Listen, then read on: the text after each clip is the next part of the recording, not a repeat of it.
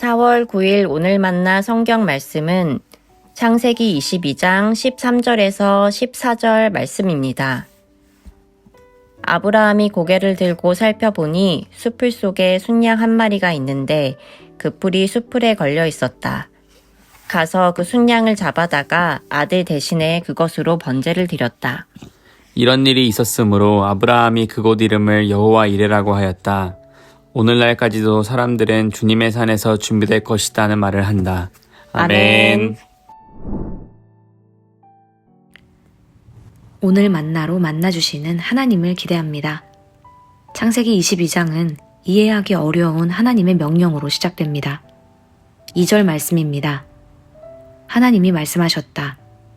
너의 아들, 내가 사랑하는 외아들 이삭을 데리고 모리아 땅으로 가거라.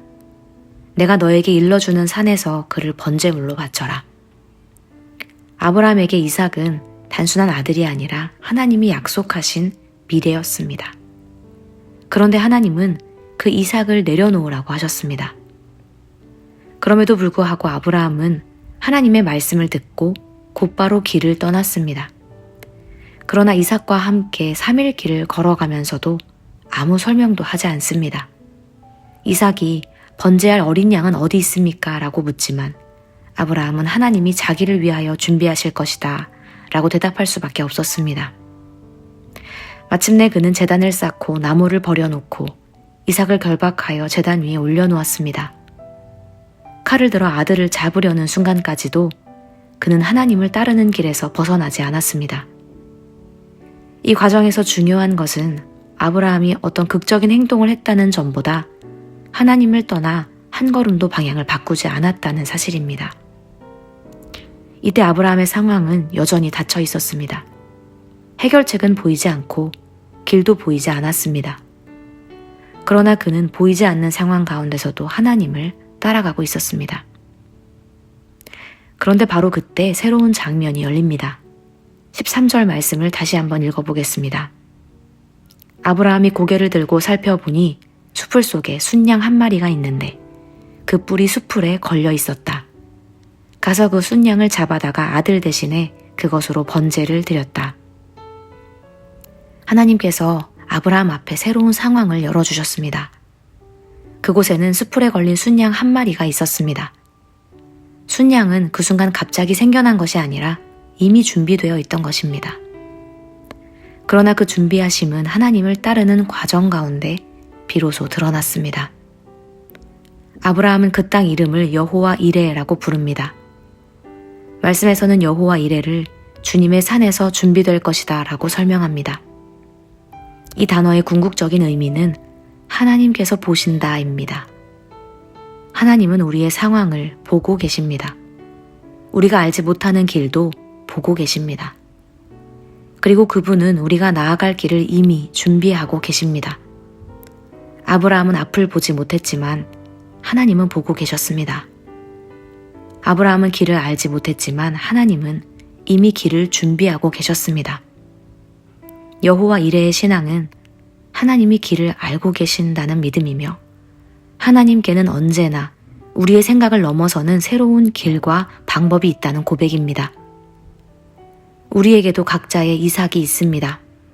성공일 수도 있고 자녀일 수도 있고 인정일 수도 있습니다. 그것 자체가 나쁜 것은 아닙니다.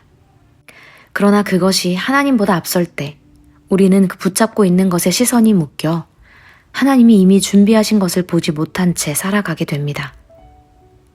믿음은 하나님을 따라가는 것입니다. 보이지 않아도 따라가고 이해되지 않아도 순종하며 길이 막힌 것처럼 보여도 멈추지 않는 것입니다. 그때 하나님은 우리가 생각하지 못했던 방식으로 길을 여십니다.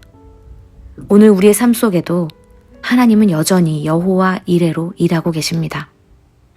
우리가 보지 못할 뿐 하나님은 이미 보고 계시고 준비하고 계십니다.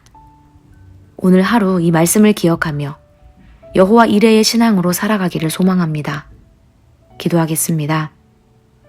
하나님, 아브라함이 보이지 않는 가운데서도 주님의 말씀을 따랐던 것처럼 우리에게도 그러한 믿음을 더하여 주옵소서. 우리의 삶 속에도 이삭이 있습니다. 놓지 못하는 것들, 붙잡고 있는 것들, 내가 지켜야 한다고 생각하는 것들이 있습니다. 그러나 그것이 주님보다 앞서지 않게 하시고 그것 때문에 주님이 준비하신 것을 놓치지 않게 하옵소서. 여호와 이레의 하나님께서 오늘도 나를 붙들고 계심을 기억하게 하옵소서. 예수님의 이름으로 기도합니다. 아멘. 이제 두 가지 기도 제목으로 함께 기도하겠습니다.